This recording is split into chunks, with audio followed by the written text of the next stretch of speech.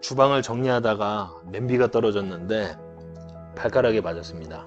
그래서 파랗게 멍이 들고 계속 통증이 많이 심해서 근처 병원 응급실로 바로 갔습니다. 저 말고 이제 가족 얘기인데, 병원에서 이제 엑스레이 촬영을 하고 응급실에 갔죠. 그래서 근데 이제 발가락 뼈 중에서 아래쪽 뼈가 골절이 됐어요. 그래서 맞은 거는 위에서 맞았는데 이 아래쪽 뼈가 떨어져 나가서 골절이 그렇게 됐습니다. 그래서 반깁스 처치를 했고, 그 다음에 목발을 사라 그러더라고요. 그래서 2만원 내고 사고 한동안 꽤 오랫동안 이제 깁스 생활을 하게 됐습니다. 그 가족이. 그래서 저 같은 경우는 이제 손목 골절 경험이 있는데, 골절이 이제 보험금 청구 측면에서는 굉장히 자주 빈번하게 들어오는 청구 중에 하나예요. 의료실비 제외하고 진짜 흔하게 들어오는 청구인데, 발가락, 손가락 골절이 굉장히 흔해요. 예를 들면은 이제 손가락이 뭐 문에 꼈다든지, 아니면은 발가락이 어디 뭐 식탁이나 침대 모서리에 부딪혀서 뭐 부러졌다든지, 아니면은 뭐 저희 가족처럼 뭐가 떨어져서 발에 맞아가지고 발가락이 골절됐다든지, 이런 경우가 굉장히 흔하거든요. 그래서 이제 넘어질 때 저 같은 경우는 손목을 잘못 짚어가지고 손목이 무지하게 아팠는데, 그 병원을 갔더니 의사가 뭐 검사를 이런 거 저런 거 많이 했습니다만 골절이 안 보인다고 하다가 계속 여러 번 통화하고 난 끝에 검사를 더 해가지고 겨우 골절 진단을 받았어요. 이게 골절 진단을 못 받으면 통증에 비해서 그 청구할 게 없다 보니까 굉장히 억울한 상황이 될 수 있거든요. 근데 근데 희한하게도 골절 진단이라고 돼서 보험금 받을 거를 생각을 하면 조금 나아지더라고요. 이게 사람 심리가 어쩔 수가 없는 것 같은데, 이런 못 받으면 굉장히 억울합니다. 그래서 보험금 청구를 해야 되겠죠. 청구할 보험금은 골절 진단비를 청구를 당연히 해야 될 거고, 그 다음에 의료실비 청구 당연히 해야 되죠. 그리고 이제 포함이 돼 있다고 하면 특정상병 통원 특약하고 응급실 통원 특약 이런 게 있으면은 여기서도 이제 추가적으로 청구를 하실 수가 있습니다. 서류를 떼야 되는데, 당연히 이제 응급실에 간 통원 영수증, 그리고 이제 그 이후에 통원한 것들 영수증을 이제 청구를 하시면 되는데, 여기 보면은 이제 외래라고 돼 있고, 당연히 그 다음에 응급의학과라고 돼 있죠. 응급실이 이제 보통 응급의학과라고 이제 기재가 되는데, 다른 영상에서 설명드렸다시피 급여 부분하고 비급여 부분으로 이제 내용이 그렇게 되어 있습니다. 비급여 부분에 뭔지는 모르겠지만 37,000원이 잡혀 있죠. 이 부분 때문에 이 내용을 보기 위해서 진료비 세분에서 뒤에서 설명드리겠지만 그게 필요한 거고, 급여 부분에서 공단 부담금은 요거는 이제 그 필요가 없기 때문에 안 보셔도 되는데, 요거하고 전액 본인 부담금 요거를 합산한 걸 기준으로 해서 이제 청구를 할 수 있게 되겠죠. 비급여 부분 요 전체는 아마 다 빠지는 걸 거예요. 그래서 총 쓴 비용은 76,000원 정도를 썼지만 실제 이제 그 보험 대상이 되는 금액은 여기서 이제 추려 나가게 되는 거죠. 그게 이제 비급여 부분 때문에 진료비 세분의 역서를 보고 추려 나가게 되는데, 이거는 어지간하면 자동으로 달라고 해서 발급 받으시는 게 좋습니다. 의료실비 청구할 때. 그래서 여기를 상세 내역을 보면은 이런저런 뭐 항목이 쭉 있고, 밑에 보시면 석고 신발하고 목발 요게 이제 27,000원 정도가 잡혀 있습니다. 그래서 요거 같은 경우는 그 치료 재료대 부분에서 제외되는 항목에 속하기 때문에 요 두 가지는 다 빠질 거고요. 나머지 부분을 가지고 비교를 해서 보험금 청구를, 특히 이제 의료실비 청구를 들어가게 됩니다. 그리고 이제 차트를 뗐는데 골절 진단을 증빙을 해야 되잖아요. 가장 흔하게 이제 골절 진단을 증빙하는 게 진단서를 떼는 건데, 진단서 비용 자체가 비싸기 때문에 저는 이제 차트로 한번 시도를 해봤습니다. 그래서 응급실에 처음 간 추진 차트를 뗐더니 내용에 보면은 골절 내용이 없어요. 그래가지고 다음날 정형외과 진료를 받던 차트를 뗐는데, 여기 이제 냄비가 떨어져서 이렇게 돼 있던 원인 부분이 이제 기재가 돼 있고, 그리고 레프트 풋 왼쪽 발에 세컨드 토 어쩌고 하는 부분이 있죠. 그 다음에 FX 요게 이제 골절인데, 골절 부위가 미드 어쩌고, 요 부분에 대해서 이제 골절이 있다 이렇게 이제 되어 있죠. 그래서 원인과 부위가 비교적 명확하게 되어 있어서 이걸로 청구를 했습니다만, 요 내용 중에 이제 플랜이라고 되어 있는 부분에 엑스레이가 되어 있다. 그래서 보험사 측에서 이 이 소견에 대한 기록이 그 계획 단계에서 미리 작성된 소견 아니냐 이런 의혹이 있어가지고 그거를 증빙하느라고 조금 왔다 갔다 하는 게 있는데, 어지간하면은 골절 같은 경우는 좀 확실하게 진단을 증빙할 수 있는 서류로 하는 게 낫고요. 만약에 이제 차트상에도 내용이 정확하게 기재가 돼 있으면 그걸로 대체는 할 수 있습니다.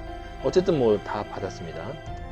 그리고 이제 처방전 부분에서도 골절 코드는 들어가 있기는 합니다만 임시 진단에 가까워요. 여기 처방전에 있는 코드 자체가 처방을 하기 위해서 그냥 넣는 코드인 성향이 있어서 보험사에서는 이제 처방전의 골절 진단 코드보다는 좀 더 정확한 서류를 요구하는 편이에요. 그래서 이것만 가지고는 청구를 할 수가 없다고 봐야 될 것 같고, 진단서를 떼도 되지만 뭐 가급적이면 저렴한 서류를 하시되 그 내용은 확실해야 된다 이렇게 말씀드릴 수 있습니다.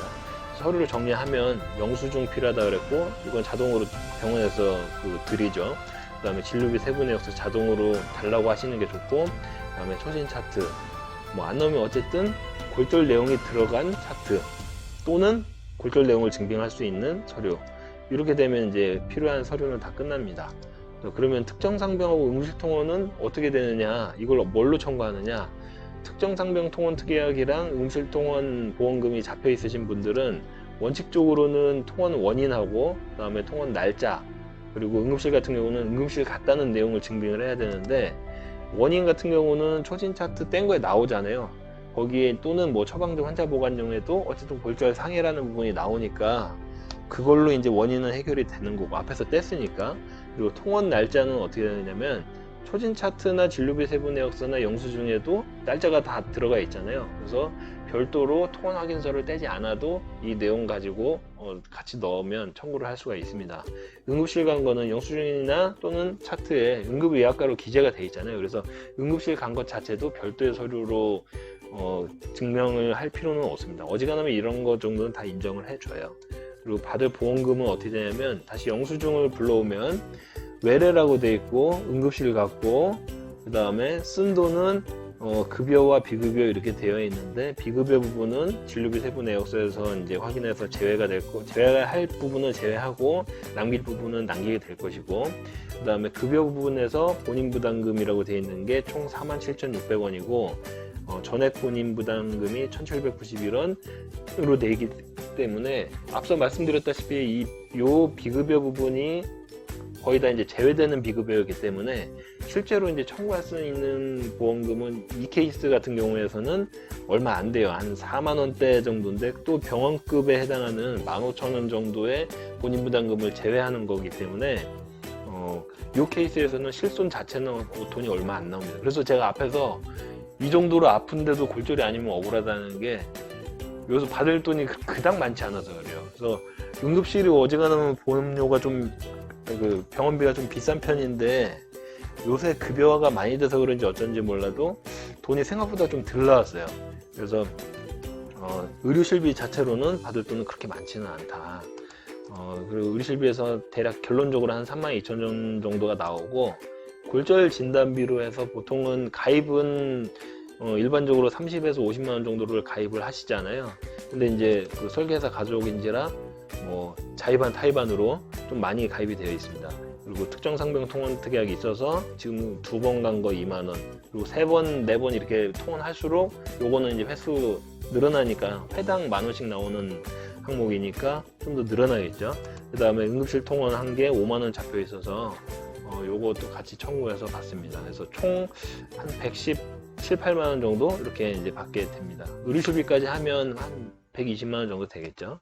처방 조제 약값 같은 경우는 약값을 처방 받긴 했는데 8,000원이 안 넘어서 본인 부담금이 8,000원 일단 초과를 해야지 청구를 할 수 있기 때문에 이거는 생략을 했습니다. 그래서 소요된 서류 비용은 영수증 당연히 어느 병원이나 다 무료 서류고, 그 다음에 처방전 환자 보관용도 무료예요. 그러니까 무료 서류는 그냥 있는 대로 달라고 하시는 게 좋고, 진료비 세부 내역서도 가급적 자동으로 떼는 게 좋다고 했는데, 의료실비 청구할 때. 근데 이제 요거는 병원마다 다르긴 한데, 요 병원 같은 경우는 무료로 제가 받았고요. 그리고 차트 2장 떼는데 1,000원 들었습니다. 이 병원 같은 경우는 5장까지 1,000원이라고 하더라고요. 그 다음에 이제 만약에 이 상태에서 좀 상태가 안 좋아서 수술을 했다라고 하면 생명보험에 이제 재수술 특약이 있거나 뭐 관련된 게 있으면 거기에서 수술 비용이 나올 거고, 보통 뭐 많이 가입되어 있으신 경우는 100만 원, 좀 적게 돼 있으신 분들은 뭐 한 30만 원 그 안쪽으로 왔다 갔다 할 거예요. 그리고 이제 일반적인 수술 특약에서도 나올 건데, 시기에 따라서 발가락, 손가락 수술은 좀 옛날 수술 특약은 안 되기도 해요. 그 이후에 이제 약관 변경 부분 전에는 안 되기도 해서 그 부분 한번 잘 확인하고 청구를 하시는 게 좋을 것 같습니다. 그리고 화재보험 갖고 계신 분들은 여기는 상해 수술비라는 항목으로 따로 잡혀 있는데, 여기는 이제 나올 거고, 통깁스를 했다 그러면은 화재보험 깁스 관련해서 이제 관련된 담보에서 깁스비가 나왔겠죠. 그리고 골절 관련 보험금이 이제 쓴 돈 대비해서 받는 보험금이 굉장히 높은 편이에요. 이게 이렇게 해서 만약에 수술을 했다고 가정하면 저희 집 같은 경우는 대략 한 추가적으로 한 250만 원 정도가 더 나왔을 것 같아요. 수술을 했다 그러면. 왜냐면 이제 깁스도 이제 통깁스를 했을 때 이제 요것도 한 20만 원 정도 나오고, 요거 한 100만 원, 요거 50만 원, 요것도 한 100만 원, 뭐 이 정도. 그리고 또 이제 화재보험에 골절 수술이라는 항목도 보통은 또 따로 있는 편이거든요. 요게 뭐 한 50만 원 이런 식으로 돼 있으니까 300이 넘네. 네, 만약에 수술을 했다 그러면 돈이 이렇게 나올 수가 있습니다. 근데 안 했으니까 이건 안 나오는 거죠. 그리고 꼭 골절이 아니더라도 응급실 가는 경우가 이제 왕왕 있으니까, 이럴 때 응급실을 청구를 할 때는 의료실비 청구를 하기 위해서 영수증과 진료비 세분의 역서 자동으로 받으신다고 그랬고, 그 다음에 왜 갔는지를 증빙을 해야 되기 때문에 환자 처방전 환자 보관용 또는 응급실용 초진 차트 이렇게 떼시면 됩니다. 그리고 약값은 청구를 할 수 있게 되면 약봉투에 인쇄되어 있는 영수증을 복사해서 청구를 하시면 됩니다. 요새는 더 어플로 하는 경우가 많으니까 사진으로 찍게 돼 있죠. 그리고 이제 골절이라고 하면 진단비이기 때문에 골절 내용을 확실하게 좀 증빙할 수 있는 서류, 이렇게 이제 지급을 해야 됩니다. 그래서 요 내용으로 만약에 이제 해당이 되신다면 좋은 참고가 되시길 바랍니다. 감사합니다.